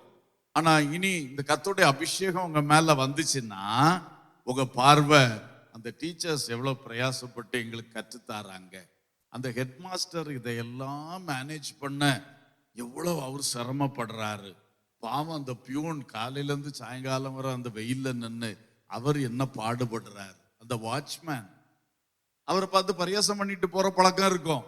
ஆனா இப்பதான் தெரியும் அவருக்கும் ஒரு குடும்பம் உண்டு, அவருக்கும் பிள்ளைகள் பசியா இருப்பாங்கன்னு சொல்லி தான் அவர் முடியாத நேரத்திலையும் வேலைக்கு வந்திருக்காரு. நம்ம வர வண்டிகள் எல்லாம் அரேஞ்ச் பண்ணி விட்டுட்டு நிக்காரு, எவ்வளவு வெயில்ல நிக்காரு. அப்ப இந்த ஆளுகளை பற்றி எல்லாம் நமக்கு எப்போ எண்ணம் வரும்? இந்த காரியம் நமக்குள்ள அந்த பாரம், இந்த வேற இருதயம். சாமுவேலுக்கு சின்ன வயசுலயே ஆண்டவர் இதை கொடுத்தார். சின்ன வயசுல நமக்கெல்லாம் தெரியும், சாமுவேலே சாமுவேலே என்று கர்த்தர் கூப்பிட்டார். உடனே இவர் சொல்லும் அடியேன் கேட்கிறேன்னு சொன்னார். என்ன சொன்னார் கர்த்தர்? அது பலருக்கு தெரியாது. பெரிய பெரிய ரகசியங்களை சொன்னார். ஏலியை பற்றி, அந்த தேசத்தின் ஆசாரிய ஊழியத்தின் நிலைமையை பற்றி எல்லாம் இந்த சின்ன பையனுக்கு சொன்னார். அதனாலதான் அந்த சின்ன பையனுக்கு சிந்தனை அப்பவுமே வேற சிந்தனையாகி பொறுப்புள்ளவனா வளர்ந்து, அடுத்தது வளர்ந்து வந்தப்போ அவன் முழு தேசத்துக்கும் ஒரு பாதுகாவலனாக, ஒரு தலைவனாக எழும்பிட்டான். சின்ன வயசுல ஆண்டவர் அவனுக்குள்ள அந்த சிந்தனையை போட்டு வேற இருதயத்தை கொடுத்து அவனை வேற மனுஷனா மாத்தினார். அந்த சீலோவில் உள்ள கூடாரத்துல ஏலிக பிள்ளைகள் தப்பு தப்பா பண்ணிட்டு இருந்தான். ஏலிக பிள்ளைகள் அத்தனை பேர் கெட்டவன். ஆனா இந்த சின்ன பையன் அவங்களுக்குள்ள கடந்து வளர்ந்தவன் நல்லவனா வளர்ந்தான். ஏன் வந்தான்? இவனுடைய இருதயம் வேறு இருதயம். அல்லேலூயா. இன்னைக்கு அதுக்குத்தான் உங்களை மற்ற கூட்டங்களை விட்டு பிரித்தெடுத்து இந்த நெய்யார் டேம்ல கொண்டு ஆண்டவர் உட்கார வச்சிருக்கிறார். 3 நாட்களுக்குள் ஆண்டவர் உங்களுக்கு இந்த மாதிரிப்பட்ட பாக்கியங்களை கண்டிப்பாய் தருவார். நான் ஒரு அறிமுகமாக இதை விதையா போடுறேன். இனி உள்ள தேவ செய்திகளில், ஜப நேரங்களில் கர்த்தர் நிச்சயம் உங்களை வேறு மனுஷனா மாத்துறதுக்குள்ள அந்த கிரியைகளை கண்டிப்பா செய்வார். நீங்க நல்லா அர்ப்பணித்து கொடுங்க, ஆண்டவர் உங்களிலே வெற்றி பெறுவார். கர்த்தர் வெற்றி பெறணும். அந்த 3 நாட்கள்ல அது உங்களுக்கு வெற்றியா இருக்கும். ஆமென். சோ 3 காரியம் சொல்லுவேன்னா, 2வது விஷயம் இப்ப சொன்னது வேறே இருதயம். வேறே இருதயம் என்று சொன்ன another heart. அடுத்தது வேற ஆவி, டிஃபரண்ட் ஸ்பிரிட் ஆண்டவர் தர விரும்புறார். அப்ப டிஃபரண்ட் ஸ்பிரிட், இன்னொரு ஆவிய ஆண்டவர் தந்தா தான் நம்ம வேற மனுஷனா மாற முடியும். என்னாகமம் 14ஆம் அதிகாரம் 24ஆம் வசனம். என்னாகமம் 14:24. என்னுடைய தாசனாகிய காலேப் வேறே ஆவியை உடையவனாய் இருக்கிறபடினாலும் உத்தமமாய் என்னை பின்பற்றி வந்தபடினாலும் அவன் போய் வந்த தேசத்திலே அவனை சேர பண்ணுவேன், அவன் சந்ததியார் அதை சுதந்தரித்துக் கொள்ளுவார்கள். சத்தமா ஒரு அல்லேலூயா சொல்லுவோம். இன்னும் சத்தமா சொல்லுவோம், அல்லேலூயா. அப்போ காலேபுக்கு வேற ஆவின்னு கர்த்தரே சாட்சி கொடுக்கிறார். இது என்ன ஆவி? எல்லாருக்கும் பரிசுத்த ஆவியை தான் தேவன் தருகிறார். இது வேற ஆவின்னு சொல்றது நம்முடைய ஆவி. மனுஷனுக்கு ஆவி இருக்கு இல்லையா? நம்ம எல்லாருக்கும் ஒரு ஆவி இருக்கு. ஆவி, ஆத்மா, சரீரம் கொண்டவர்களாகத்தான் நாம இருக்கிறோம். சோ அது ஹியூமன் ஸ்பிரிட், நம்முடைய ஸ்பிரிட். இந்த ஸ்பிரிட் ஒவ்வொருத்தருக்கும் ஒவ்வொரு தன்மை உடையதா இருக்கு. நீங்கள் இன்னும் ஆவி உடையவர்கள் என்று அறியீர்களா என்று இயேசு ஒரு விசேஷன்ல பார்த்து கேட்டார். உங்க ஸ்பிரிட் என்னப்பா? நீங்க போய் இப்ப எல்லாரையும் அக்கினி இறக்கி கொல்ல போறேன்றீங்களே அப்படின்னா, அப்போ நம்ம ஸ்பிரிட்ட ஆண்டவர் இப்ப வேற ஆவியா மாத்த போற. நம்ம ஸ்பிரிட்ல தான் நம்முடைய தன்மைகள் இருக்கிறது, அடிப்படை தன்மைகள், கேரக்டரிஸ்டிக்ஸ் ஆஃப் அ பர்சன். அது நம்ம ஒரு தனிப்பட்ட ஆளுடைய அந்த சுபாவங்கள் போன்றவைகள் நிறைந்த, அதுதான் கேரக்டர்ஸ். அந்த இதெல்லாம் நம்ம ஆவியில இருக்கு. இப்போ அந்த இஸ்ரவேல்ல இருந்து அனுப்பப்பட்ட 12 வேவுகாரர்களில் இவனுக்கு வேற ஆவி இருந்துன்னு சொல்லியிருக்கு. இவனும் யோசுவாவும் மட்டும்தான் நல்ல செய்தி கொண்டு வந்தாங்க. அவங்க 2 பேரும் தான் கானான் தேசத்துக்குள் பிரவேசித்தார்கள். ஆமென். சோ வேற ஆவியை நமக்குள்ள உருவாக்க பார்க்கிறார், வேற சிந்தனை உருவாக்க பார்க்கிறாரு, வேற ஆவிய நமக்குள்ள இருக்கக்கூடிய அந்த தன்மைகளை அவருக்கு ஏற்றதா, நமக்கு அவர் வைத்த உயர்ந்த அந்த ப்ரொஃபஷனுக்கு ஏற்றதா மாற்ற அவர் இந்த 3 நாட்கள் நமக்குள் வேலை செய்ய போகிறார். ஸ்தோத்திரம். அதுக்காக இது ஆக்சுவலி புதிய ஏற்பாட்டில் ரொம்ப அழகா சொல்லி இருக்கோம். கொலோசையர் 3ஆம் அதிகாரம் 9-10 சொல்லியிருக்கு, பழைய மனுஷனையும் அவன் செய்கைகளையும் களைந்து போட்டு தன்னை சிருஷ்டித்தவருடைய சாயலுக்கொப்பாய் பூரண அறிவடையும்படி புதிதாக்கப்பட்ட புதிய மனுஷனை தரித்து கொண்டீர்களே. அல்லேலூயா. நீங்க ஒரு புதிய மனுஷனை தரித்து கொண்டிருக்கிறீங்க. சிருஷ்டித்தவருடைய சாயல், இயேசு கிறிஸ்துக்குள்ள என்ன சாயல் இருக்கு, இயேசு கிறிஸ்துக்குள்ள என்ன தன்மைகள் இருக்கு, என்ன அவருடைய உள்கடப்புகள் என்ன இருக்கு, அத நாம தரித்து கொள்ளும்படி நம்முடைய பழைய மனுஷனை களைந்து போட்டு புதிய மனுஷனை தரித்து கொண்டோம் என்று சொல்லி இருக்கிறார். பரிசுத்த ஆவியை பெறும் பொழுது இது நமக்கு நடந்திருக்கிறது. அல்லேலூயா. சோ இந்த புதிய மனுஷன் என்று சொல்லுது இதுதான். வேற மனுஷன் ஆக்கிறது என்று சொல்லுவது இதுதான். நம்மள ஒரு நியூ மேனா மாத்துறது. அப்போ ஆண்டவர் அந்த தன்மைகளை தருகிறார் பாருங்க. சிருஷ்டித்தவருடைய சாயலுக்கு ஒப்பாக பூரண அறிவடையும்படி. அப்ப நம்ம அறிவு பூரண அறிவுக்கு நேராக வளர இந்த தேவ சாயல், நம்ம பெற்றுக்கொள்ளுகிற தேவ சாயல், புதிய மனுஷன் நமக்கு உதவியா இருக்கிறது. அல்லேலூயா. இந்த தேவன் தருகிற அறிவு ஞானம் என்பது உலகத்துக்கும் பயன்படும், உன்னதத்துக்கும் பயன்படும். அறிவு ஞானம் என்கிற பொக்கிஷங்கள் கிறிஸ்துவுக்குள் இருக்கிறது என்று பைபிள் சொல்லுது. நிச்சயமாக. எனவே நீங்கள் இந்த புதிய மனுஷனை பெற்றுக்கொள்ளும் பொழுது பாருங்க, உங்களுக்குள்ள நல்ல அறிவு. இப்ப பைபிளை பார்த்தீங்கன்னா தேவனை அறிகிற அறிவு, கிறிஸ்துவை அறிகிற அறிவு, தேவ சித்தத்தை அறிகிற அறிவு, சத்தியத்தை அறிகிற அறிவுன்னெல்லாம் பைபிள்ல நிறைய அறிவுகளை சொல்லி இருக்கு. இது எல்லாவற்றையும் அறிந்து ஆண்டவருடைய பைபிளை வாசிக்கும் போது சத்தியம் அறியும், தேவனை பற்றி இன்னும் நாம அறிவோம். அறிய அறிய நமக்குள்ளே மறுரூபம் வரும். அதுதான் தேவ சாயலாய் நாம் உருவாக்கப்படுகிறது. அதுதான் வேற ஆவி உள்ளவனாய் காலேபை மாற்றி இருந்தது. நம்மையும் அப்படி மாற்ற கர்த்தர் இங்கே கொண்டு வந்திருக்கிறார். அல்லேலூயா.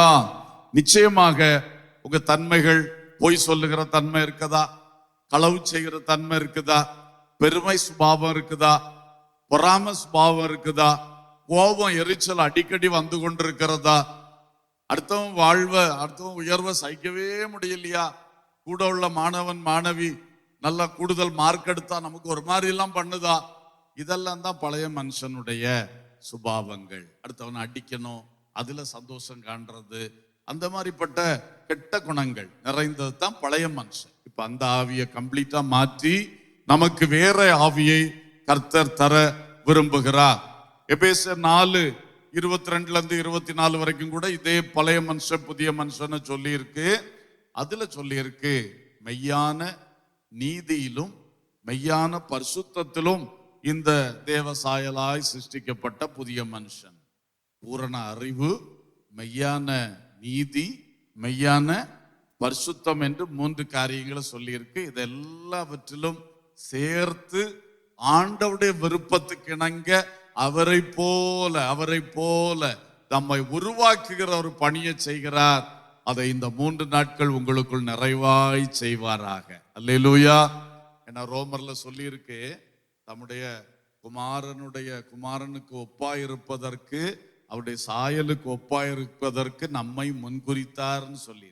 எல்லா மனுஷனையும் அப்படி முன்குறிக்கல, உங்களை முன்குறித்திருக்கிறார். அல்லேலூயா. கொரிந்தியர்ல சொல்லும் பொழுது, நாம் தினந்தோறும் என்ன செய்கிறோம், அந்த சாயலாகத்தானே மகிமை மேல் மகிமை அடைந்து மறுரூபமாகிறோம்னு சொல்லி இருக்கு. டெய்லி இந்த ப்ராசஸ் நடக்குதுன்னு அந்த வசனம் சொல்லுது. இந்த 3 நாட்களை கர்த்தர் அதுக்காக உங்கள்கிட்ட ஸ்பெஷலா கிரியை செய்து இனி வாழ்நாளெல்லாம் டெய்லி தேவ சாயல் உங்களுக்குள் புதுப்பிக்கப்பட மறுரூபம் அடைய வளர்த்துவார். கடைசியிலே அவரை நாம் சந்திக்கும் பொழுது அவர் இருக்கிற வண்ணமாக அவரை நாம் சந்திப்போம். அல்லேலூயா. நம் சாயல் அவர் சாயலாக, அவர் சாயல் நம் சாயலாக, இதுதான் அவருடைய நோக்கம். அதனால ரொம்ப ஸ்பெஷலா உங்களை தெரிந்து கொண்டிருக்கிறார். உங்களுடைய ஆவியை வேற ஆவியாய் அவர் உருவாக்க இந்த 3 நாட்களை பயன்படுத்த போகிறார். அர்ப்பணித்து இந்த அறிவோடு இந்த வாஞ்சையோடு ஒவ்வொருவரும் காணப்படுங்க. கடைசியாக 3ஆவதாக வேற வரம் என்று ஒன்று சொல்லப்பட்டிருக்கிறது. another gift என்று ஒன்று சொல்லப்பட்டிருக்கிறது. 1 கொரிந்தியர் 7:7 கவனிங்க. எல்லா மனுஷரும் என்னை போலவே இருக்க விரும்புகிறேன், ஆகிலும் அவனவனுக்கு தேவனால் அருளப்பட்ட அவனவனுக்குரிய வரம் உண்டு. அது ஒருவனுக்கு ஒரு விதமாயும் மற்றொருவனுக்கு வேறு விதமாயும் இருக்கிறது. அப்ப இங்க ஒரு கிஃப்ட் சொல்றாரு. வரம்னா கிஃப்ட். ஒரு கிஃப்ட் இருக்கு, எல்லா மனுஷனுக்கும் ஆண்டவர் கொடுக்கிறாரு. ஆனா ஒரே மாதிரி கிஃப்ட எல்லா மனுஷனும் கொடுக்கல. ஒருவனுக்கு அது ஒரு விதமா இருக்கு, இன்னொருவனுக்கு அது வேறு விதமா. அப்ப இதுல நம்ம கவனிக்க வேண்டியது, நமக்கு இருக்கிற வரம் வேறு வரம். அவருக்கு இருக்கிறது எனக்கு இல்லை, இவருக்கு இருக்கிறது எனக்கு இல்லை, எனக்கு இருக்கிறது வேறு வரம். அல்லேலூயா. அதனால நம்ம எப்பவுமே அடுத்த பிள்ளைகளோட அடுத்த பையன்மாரோட நம்மளை கம்பேர் பண்ணி பார்க்க கூடாது. அவனை போல நான் ஆகணும், இவளை போல நான் ஆகணும், அவருக்கு இருக்கிறது ஏன் எனக்கு இல்லை, எனக்கு இருக்கிறது ஏன் அவருக்கு இல்லை, அப்படி அந்த கம்பாரிசனை விட்டுட்டு அவரவருக்கு ஆண்டவர் தனி ஓடு பாதையை நியமித்திருக்கிறார். நமக்கு நியமித்திருக்கிற ஓட்டத்திலே பொறுமையோடே ஓடக்கடவுன்னு எபிரேயர்ல சொல்லி இருக்குல்ல, அதே மாதிரி உங்களுக்கு உங்க ஓட்டத்துக்கான வரத்தை தருகிறார். அது அவரை போல இவரை போல அவளை போல அவனை போல உள்ள வரம் அல்ல. உனக்கு தரப்பட்ட வரம் வேறே வரம். அல்லேலூயா. இதை கொஞ்சம் சொல்லிட்டு நான் ஜெபிக்க விரும்புகிறேன். இந்த வரத்தை பற்றி சொல்லும் போது இதுவுமே நான் முதல்ல சொன்னேன், நம்ம ப்ரொஃபஷன் அது மாதிரி ஒரு விதம் தான். ஏதோ ஒரு நேரத்துக்கு ஒரு வரம் வெளிப்படுகிறது அப்படி கிடையாது. இந்த வரம் டிஃபரெண்ட். இது related to our office or our profession என்று தான் சொல்லலாம். ஏன்னா அந்த அதிகாரம் முழுசும் பவுல் எழுதுறது, ஒருவன் விவாகம் இல்லாமல் வாழ அழைக்கப்பட்டிருக்கிறான், ஒருவன் விவாகம் செய்து வாழ அழைக்கப்பட்டிருக்கிறான். அதைத்தான் 2 பேருக்கு வெவ்வேறு வரம்னு சொல்றார். ஒருவன் விருத்த சேதனம் உள்ளவனாகவும் ஒருத்தன் விருத்த சேதனம் இல்லாதவனாக அழைக்கப்பட்டிருக்கிறான் அப்படி சொல்றார். அப்போ சொல்றாரு, ஒருத்தன் அடிமையாக வாழவும் ஒருத்தன் சுயாதீனனாக இருக்கவும் அழைக்கப்பட்டிருக்கிறான். இத சொல்லிட்டு தான் அவனவனுடைய வரம் வேறையா இருக்கு அப்படிங்கிறார். அப்ப இது இந்த காலத்துக்கு நமக்கு நம்ம எடுத்துக்கொண்டோம்னு சொன்னா மேரேஜ் ஆர் செலிபஸி அது இருக்கு. அதை பற்றி நாம இப்ப போட்டு மனசை உருட்ட வேண்டியது இல்லை. கர்த்தருக்கு நம்ம 100க்கு 100 ஒப்பு கொடுத்தோம்னா கரெக்டாவே நடத்துவார். யாருக்கு கல்யாணம் பண்ணி வைக்கணுமோ அவர் பண்ணி வைப்பார். யாரு கல்யாணம் பண்ணாமலே வாழ வைக்கணுமோ அவர் என்ன செய்வார்? வாழ வைப்பார். யாருக்கு எந்த வரத்தை அவர் தந்திருக்கிறாரோ அது வழியாக நடத்துவார். அதே மாதிரி அடிமை சுயாதீனன்னு சொன்னா இந்த காலத்துல அந்த அடிமைத்தனம் கிடையாது. ஆனா சிலருக்கு பாருங்க, ஒருத்தருக்கு கீழே இருந்து வேலை செய்யறதுக்கு தான் வரம் இருக்கும். அப்ப அவர் ஒரு எம்ப்ளாயியா தான் இருக்கணும். ஒருத்தர் கீழே இருந்து நான் வேலை செய்யணும். அதே வேளையில சிலருக்கு தான் ஒரு முதலாளியா இருந்து தானே ஒரு தொழிலை ஆரம்பிச்சு தானே ஒரு நிறுவனத்தை ஆரம்பிச்சு தானே ஒரு ஆபீஸ நடத்தி அந்த மாதிரி இருக்கும். அவங்க அந்த வரம் அவங்களுக்கு இருக்கனால அவங்களால அதை செய்ய முடியும். அது வரம் இல்லாதவர் அதை செய்ய ஆரம்பிச்சா அவருக்கு ஃபெயிலியர் ஆகிடும். புரியுதா? இந்த ஒருத்தர் கீழே இருந்து ஒர்க் பண்ணது கூடிய வரம் இல்லாதவர் ஒருத்தர் கீழே இருந்து ஒர்க் பண்ணாருன்னா அவரை குழப்பிக்கிட்டே தான் இருப்பார். அவரும் குழம்பி அவரையும் குழப்பிட்டே இருப்பார். இப்படியெல்லாம் இருக்கும். ஒவ்வொருத்தருக்கும் டிஃப்ரெண்டா வச்சிருக்கிறார். இதெல்லாம் நம்ம தேடி கண்டுபிடிச்சு எனக்கு என்னதுன்னு பண்ண முடியாது. பெட்டர் அண்ட் பெஸ்ட் வே ஆண்டவருடைய சித்தத்துக்கு முழுசும் ஒப்பு கொடுத்து நீங்க நடத்துங்கப்பான்னு ஒவ்வொரு நாளும் ஒப்பு கொடுத்துட்டே இருந்தோம்னா கர்த்தர் இப்படிப்பட்ட நிறைய விஷயங்களை வச்சிருக்கிறார்.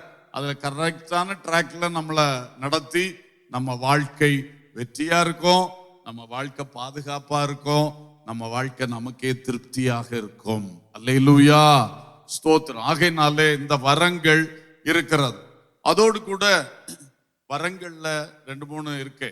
முதல்ல ஆபீஸ். நான் சொன்னேன் இல்ல, ஊழிய வரங்களை பற்றி சொல்லும் பொழுதே இந்த அப்போஸ்தல தீர்க்கதரிசி என்கிற ஆபீஸ் அது அந்த வரம்னு சொல்றது என்னன்னா கிஃப்ட் ஆஃப் ஆபீஸ் அல்லது கிஃப்ட் ஆஃப் ப்ரொஃபஷன். ரெண்டாவது கிஃப்ட் ஆஃப் சர்வீஸ்னு ஒன்று இருக்கு. ஊழிய வரங்கள், ஊழியம் செய்யறதுக்கான வரங்கள்னு ரோமர் நிருபத்துல அது 12ஆம் அதிகாரத்துல 6 முதல் 8 வசனங்கள் நினைக்கிறேன். அதுல சொல்லியிருக்கு, ஊழியம் செய்யறவன் ஊழியத்திலே பகிர்ந்து கொடுக்கறதுல முதலாளியானவன் ஜாக்கிரதையா இருக்கணும், இரக்கம் செய்கிறவன் தாராள மனசோட செய்யணும், அப்படிலாம் நிறைய சொல்லியிருக்கு. அது என்ன வரங்கள்னா இந்த சர்வீஸ் கிஃப்ட்ஸ், ஊழியம் செய்யறதுக்குள்ள எல்லாருக்கும், விசுவாசிகளுக்கும் ஊழியக்காரங்களுக்கும் பல ஊழியங்கள் செய்யறதுக்குள்ள வரங்கள். அதே வேளையில் 1 கொரிந்தியர் 12ஆம் அதிகாரத்துல நீங்க பாத்தீங்கன்னா ஆவியின் வரங்கள், கிஃப்ட் ஆஃப் த ஸ்பிரிட் என்று அது தனி வரங்கள். தீர்க்கதரிசன வரம், இது அந்நிய பாஷைகளை வியாக்கியானம் பண்ற வரம், குணமாக்கும் வரம். அப்போ ஊழியத்திலே 3 விதமான கிஃப்ட்ஸை சொல்றார். ஒன்னு ப்ரொஃபஷனல் கிஃப்ட்ஸ், அடுத்தது மினிஸ்டீரியல் கிஃப்ட்ஸ், அடுத்தது ஸ்பிரிச்சுவல் கிஃப்ட்ஸ்னு 3 விதமானதை சொல்றார். இன்னைக்கு அது நமக்கு ஸ்டடி அல்ல, ஆனா ஒரு அறிவுக்காக சொல்றேன். அப்போ ஒரு ஊழியம் செய்கிறவங்களுக்கே இவ்வளவு காரியம் வச்சிருக்கிறார். இனி உங்களை உலகத்துல ஒரு ப்ரொஃபஷனுக்கு அவர் ரெடி பண்ணும் போதும் பல காரியங்கள் இருக்கிறது. அதற்குரிய ஒட்டுமொத்தமான வரத்தை உங்களுக்கு தருகிறார். ப்ரொஃபஷனல் கிஃப்ட், அதுக்குள்ள சேவைகளுக்கு வேண்டிய கிருபைகள், தாளந்துகள், வரங்களையும் உங்களுக்கு தருகிறார். அவ்வப்போது வெளிப்படுகிற ஆவியின் வரங்களையும் உங்களுக்கு தருகிறார். இந்த 3ஐயும் நீங்கள் தனி வாழ்க்கையிலும் பயன்படுத்த முடியும், குடும்பத்திலும் பயன்படுத்த முடியும், வேலையிலும் பயன்படுத்த முடியும், நம்முடைய நித்திய வாழ்வுக்காகவும் பயன்படுத்த முடியும். எனவே இப்படி ஆண்டவர் நம்மளுக்கு வேறு இருதயம் தந்து, வேறு ஆவியை தந்து, வேறு வரம், அதாவது ஒவ்வொருத்தருக்கு இருக்கிற டிஃபரண்ட் அந்த கிஃப்ட்டுகள், அதை நமக்கு தந்து ஆண்டவர் நம்மை உருவாக்க போகிறார். அல்லேலூயா. ஒரே ஒரு காரியத்தை சொல்லி ஜெபிக்க போகிறோம். இப்போ கவனிங்க, இதெல்லாம் ஆண்டவர் செய்ய போறார். எப்படி செய்ய போறார்? எரேமியா ஒரு வசனத்தை, எரேமியா தீர்க்கதரிசனத்துல ஒரு வசனம் 18ஆவது அதிகாரம் 3-4 வசனங்கள்ல படிக்கிறோம். அப்படியே நான் குயவன் வீட்டுக்கு போனேன், இதோ அவன் திரிகையினாலே வனைந்து கொண்டிருந்தான். குயவன் வனைந்து கொண்டிருந்த மண்பாண்டம் அவன் கையிலே கெட்டு போயிற்று. அப்பொழுது அதை திருத்தமாய் செய்யும்படிக்கு தன் பார்வைக்கு சரியாய் கண்டபடி குயவன் அதை திரும்ப வேறே பாண்டமாக வேறே பாண்டமாக வனைந்தான். குயவன் உங்களுக்கு தெரியும், பாட்டார், அந்த இது களிமண்ணை வச்சு பானை செய்கிறவர். அவர் ஒரு மண்பாண்டத்தை வனைஞ்சிட்டு இருந்தாராம். இவர் விரும்புற ஷேப்ல அது வரலையாம். அப்ப வராம இருந்ததுனால அதை திருத்தி பார்த்திருப்பாரு, அது சரியா ஒத்துழைச்சிருக்காது. அதை திரும்ப வேறே பாண்டமாக வனைந்தான். அல்லேலூயா. அப்ப இதுல ஒன்னை கர்த்தர் சிருஷ்டித்த முதலே உன்னை அவருக்கு சித்தமான பாண்டமாக வனைந்து கொண்டு வருகிறார்.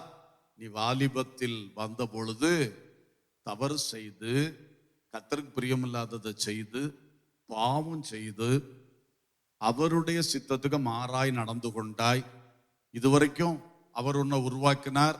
இப்ப அவர் கையில நீ ஒப்பு கொடுக்க மனசு இல்லாம உன் சுயத்தை பிடிச்சுக்கிட்டு, சுய விருப்பங்கள் ஆசைகளை பிடிச்சுக்கிட்டு அதை சாதிக்கணும்னு சொல்லி நீ போகும் பொழுது அவர் வனைந்து பார்க்கிறார். நீ வனைய இடம் கொடுக்கல. அப்போ உன்னை இனி வேறே பாண்டமாய் வனைய வேண்டும். அல்லேலூயா. அது தப்பல்ல, அது நல்லதுக்காக. ஒருவேளை உங்களில் சிலர் பாவ வழிகளில் நடந்து உங்க வாழ்க்கை கெடுத்து இன்னைக்கு நீங்களே ஃபீல் பண்றீங்க, ஐயோ இந்த ஃப்ரெண்டோட சேர்ந்ததுல இருந்து என் வாழ்க்கை மோசம் ஆயிட்டு, அந்த கம்பெனி அது சரியில்லையே, இந்த ஸ்கூல்ல ஜாயின் பண்ணல இருந்து என் லைஃப் மாறி போச்சே, போன ஸ்கூல்ல நல்லா இருந்தனே, இந்த வீட்டுக்கு நாங்க வாடகைக்கு வந்த பிறகு அப்படி ஆயிடுச்சு இப்படி ஆயிடுச்சு, இப்படி பல சிந்தனை உங்களுக்கு இருக்கலாம். உண்மையில தவற உணருங்க, உங்க பாவத்தை ஆண்டவர்ட்ட அறிக்கையிடுங்க. இந்த ஃபர்ஸ்ட் செஷன்ல ஆண்டவர் உங்களை வேறே பாண்டமாய், அவருக்கு பிரியமான பாண்டமாய், சுத்தமான பாண்டமாக வனைய இடம் கொடுங்கள். அல்லேலூயா. ஒண்ணு கூட நீங்க பாவம் செய்திருக்க மாட்டீங்க, தப்பொன்னும் பண்ணல, ஆனா கொஞ்சம் விட்டு கொடுக்காம, கொஞ்சம் கர்த்தருக்கு அர்ப்பணிக்காம, ஏன்னா வாலிபத்துல பல சிந்தனை வருது உங்களுக்கு. அப்ப நீங்க உங்களுடைய ஒரு பிளானை கையில எடுத்துக்கிட்டு அப்படி போகும்போது கர்த்தருக்கு அவர் விருப்பத்துக்கு உங்களை வனைய முடியல. வேற பாவமோ அக்கிரமோ அருவருப்போ அசுத்தமோ அநியாயமோ அக்கிரமமோ செய்யல. பட் சரியா விட்டு கொடுக்காம இருக்கும் போதும் அந்த குயவனுக்கு அவர் நினைக்கிற அந்த ஷேப்ல அதை உருவாக்க முடியாது. அப்போ உன்னையும் இன்றைக்கு நீ ஒப்புக்கொடு. அந்த பரம குயவன் உன்னை வேறே பாண்டமாய் இதுவரைக்கும் நீ வாழ்ந்த வாழ்க்கை விட இன்றிலிருந்து உன்னை ஒரு வேறே பாண்டமாக உருவாக்க விரும்புகிறார். கர்த்தருக்கு நாம கொஞ்ச நேரம் ஒரு 5 நிமிஷம் நம்ம பிரேயர் பண்ணி இந்த செஷன், இந்த பிரசங்க வேலையை நான் முடிக்க விரும்புகிறேன். எல்லாரும் கண்களை மூடி கர்த்தரை உத்தமமாய் நோக்கி பார்க்கணும். இங்க வந்திருக்கிற பிள்ளைகள் ஒவ்வொருவரையும் தேவன் ஸ்பெஷலா தெரிந்து கொண்டு வந்திருக்கிறார். அதனால விளையாட்டுத்தனமா இருக்கக்கூடாது, நிர்விசாரமா இருக்கவே கூடாது. கர்த்தர் உங்களை பார்த்து கொண்டிருக்கிறார். கர்த்தர் உங்கள் ஒவ்வொருடைய இருதயத்தில் ஓடக்கூடிய சிந்தனைகளை பார்த்து கொண்டிருக்கிறார். எல்லாரும் கண்களை மூடி தியானத்தில் இயேசுவை உங்க முன்னால நிறுத்துங்க. உங்க பரம குயவனை உங்க முன்னால நிறுத்தி ஆண்டவர்ட்ட உங்க லைஃபை பற்றி முதல்ல பேசுங்க. இதுகாரும் நீங்கள் இந்த கேம்புக்கு வரமட்டும் உங்க லைஃப் எப்படி இருந்தது, உங்க பேச்சுகள் எப்படி இருந்தது, உங்க ஆசை விருப்பங்கள் எப்படி இருந்தது, உன் கண்ணு எந்த காட்சிகளை விரும்பி விரும்பி பார்த்து கொண்டே இருந்தது, யாரோடு பழகுவது பேசிக்கொண்டிருப்பது உனக்கு அதிக சந்தோஷமாக இருந்தது. நான் இதை நினைப்பூட்டும் பொழுது நீ ஒரு வார்த்தை ஆண்டவர்ட்ட பேசு. தம்பி தங்கச்சி, ஒரு வார்த்தை ஆண்டவர்ட்ட பேசு. உனக்காகவே அவர் 3 நாள் இங்க கேம்ப் அடிச்சு வந்திருக்கிறார் தெரியுமா?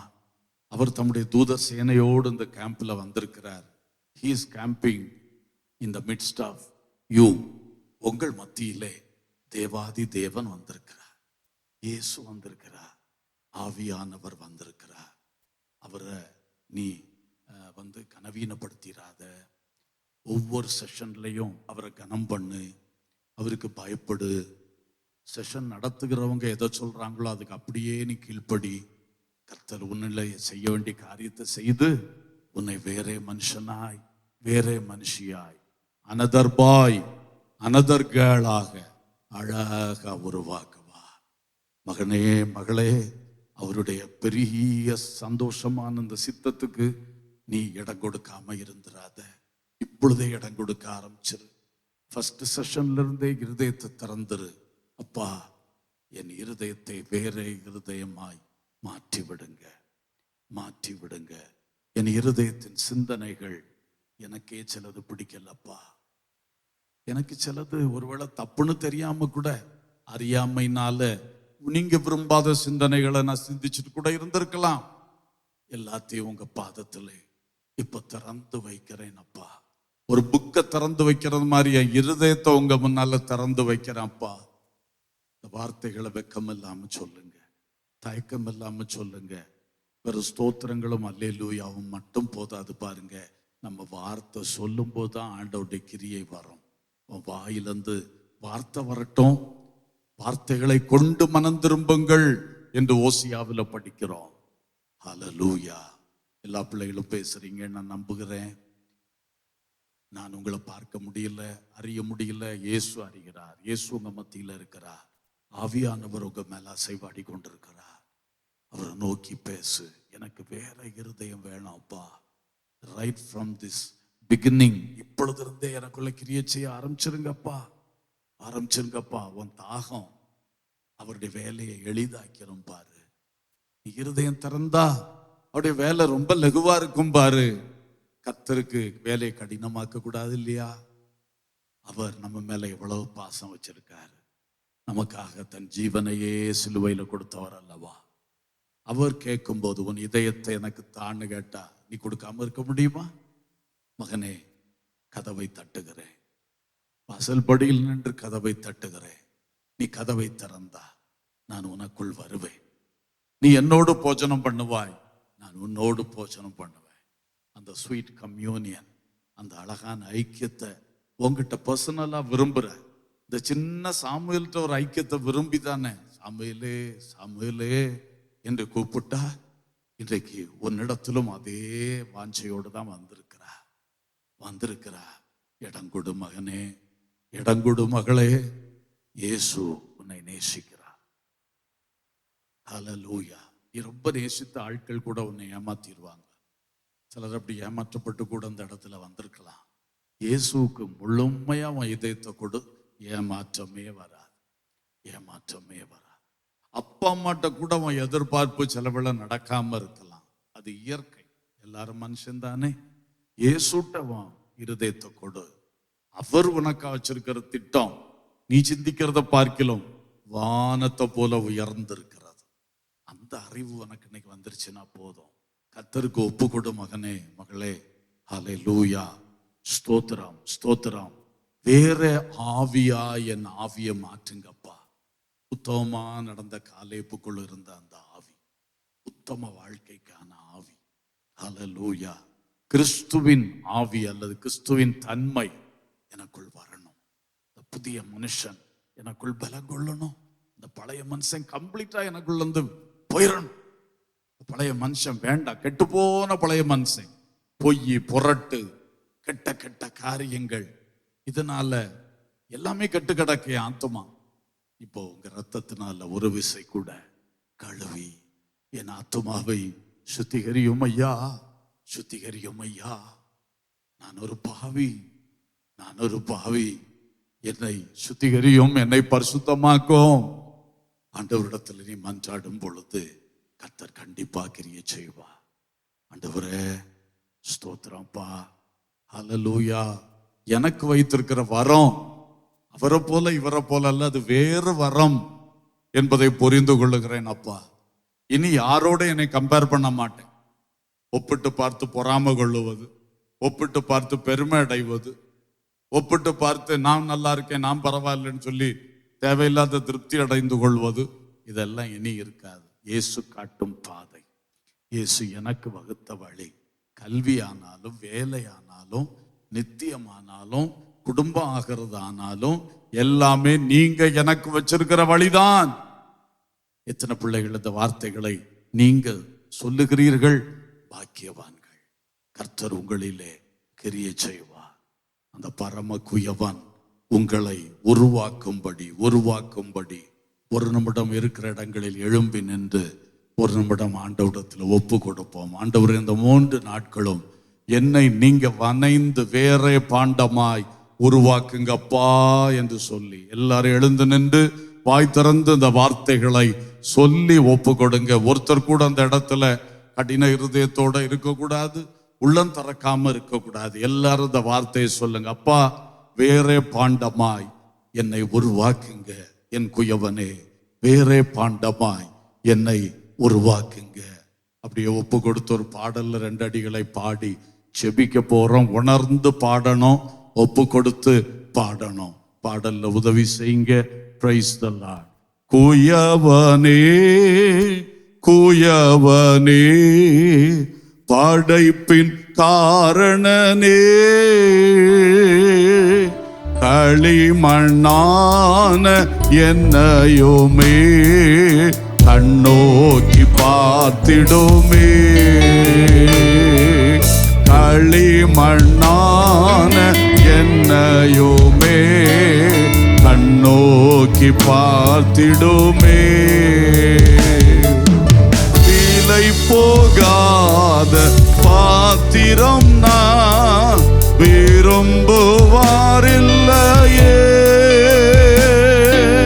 விலையில்லா உம் கிருபையா உகந்ததாக்கிடுமே. சொல்லுங்க. விலை போகாத பாத்திரம் நான் விரும்புவாரில்லையே. விலையில்லா கிருபையா உகந்ததாக்கிடுமே. தடைகள் யாவும் நீக்கி என்னை தம்மை போல் மாற்றிடுமே. உடைத்து என்னை உந்த நோக்கி உடைமை ஆக்கிடுமே. தடைகள் யாவும் நீக்கி என்னை தம்மை போல் மாற்றிடுமே. உடைத்து என்னை உந்த நோக்கி உடைமை ஆக்கிடுமே. உயவனே, எல்லாரும் சொல்லுவோம். உயவனே, படைப்பின் காரணனே, களிமண்ணான என்னையுமே கண்ணோக்கி பார்த்திடுமே.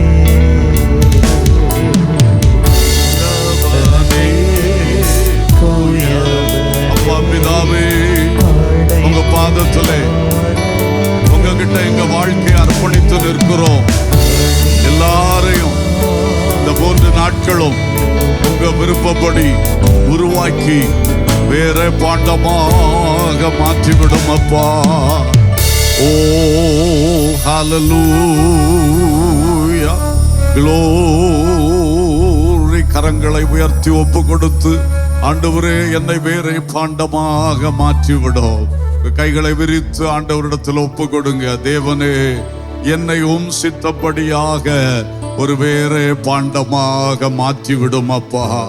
நான் வேறு மனுஷனாய் இந்த கேம்பில் இருந்து என் வீட்டுக்கு செல்லும்படியாக எனக்குள் கிரியை செய்யும்படி இதோ திறந்து தருகிறேன், இதோ அர்ப்பணித்து தருகிறேன். ஆவியானவர் அசைவாடும், அசைவாடும், அசைவாடும். ஹல்லேலூயா. Thank you Lord. கரங்களை தட்டி கர்த்தருக்கு ஸ்தோத்திரம் சொல்லுவோமா? ஆமென், ஆமென், ஆமென். glory, glory, glory, glory. ஆவியின் அபிஷேகத்தை பெற்ற பிள்ளைகள் அந்நிய பாஷைகளை பேசி கர்த்தரை மகிமைப்படுத்துங்கள். glory, glory. ஷபலபதலஹதரப தினமா ஷனமா. எனக்குள் கிரியை செய்யும் ஆவியானவரே, நீர் உருவாக்கும்படி இதோ அர்ப்பணிக்கிறேன் ஐயா. ரிபதலா ஹந்துனா மௌதலா ஷலபௌரி அந்தனா. நான் வந்த நிலைமை நீங்க அறிந்திருக்கிறீங்க. நானும் என்னால் முடிந்த அளவு சொல்லிவிட்டேன். என்னை உங்க கையில தந்துட்டேன்ப்பா. இனி உங்க வேலை நடக்கணும்ப்பா. இதோ உங்க ஊழியம் எனக்குள் நீங்க செய்யும்படி ஆவியானவரே என்னை தந்து விட்டேன். glory, glory, glory. hallelujah, hallelujah. Amen, amen, amen, amen. Praise God, praise God. பரலோக பிதாவே, நல்ல தகப்பனே, நீர் எங்கள் பரம குயவனாய் இருக்கிறீர். எந்த மனுஷனாய் எந்த மனுஷியாய் நாங்கள் இங்கே வந்தோமோ, எங்களை உமக்கு பிரியமான வேற மனுஷனாய் மாற்றி இந்த இடத்திலிருந்து அனுப்ப வேண்டும். அதற்காக இந்த 3 நாட்களும் தேவ ஆவியானவர் பலமாக, தெளிவாக, திட்டவட்டமாக ஒவ்வொருவருக்குள்ளும் கிரியை செய்யும்படியாய் வேண்டிக் கொள்ளுகிறோம். அருமையான தேவதாசர்களை வல்லமையும் பிரயோஜனமா எடுத்து பயன்படுத்தும்.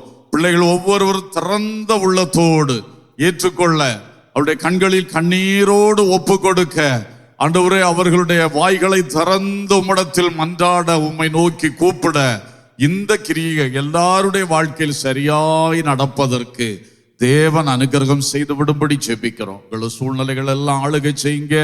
இதில் பணியிலே ஈடுபட்டு நிற்கிறவர்கள், பொறுப்பாளர்கள் எல்லார் மேலும் கிருபை இருக்கட்டும். இங்கே தங்கி இருக்கும் பொழுதும் போகும் பொழுதும் வரும் பொழுதும் எல்லாருக்கும் சுகமும் பாதுகாவலும் உண்டாயிருக்கட்டும். ஆகாரங்கள், தண்ணீர்கள் எல்லாவற்றையும் ஆசீர்வதித்து ஆரோக்கியமாய் தந்து எல்லாரும் நல்ல சரீரத்தில் பலனோடு, விடுதலையோடு, சந்தோஷத்தோடு பங்கெடுக்க உதவி செய்யணும்ப்பா. ஒருவருக்கு ஒரு தடை வரக்கூடாதப்பா. எங்களை உருவாக்குவதில் எங்கள் மூலமோ சாத்தான் மூலமோ எந்த சூழ்நிலை மூலம் தடை வந்துடக்கூடாது. எங்களை தாழ்த்தி படைக்கிறோம். கர்த்தர் பொறுப்படும். இயேசுவின் நாமத்தில் பிதாவே, ஆமென்.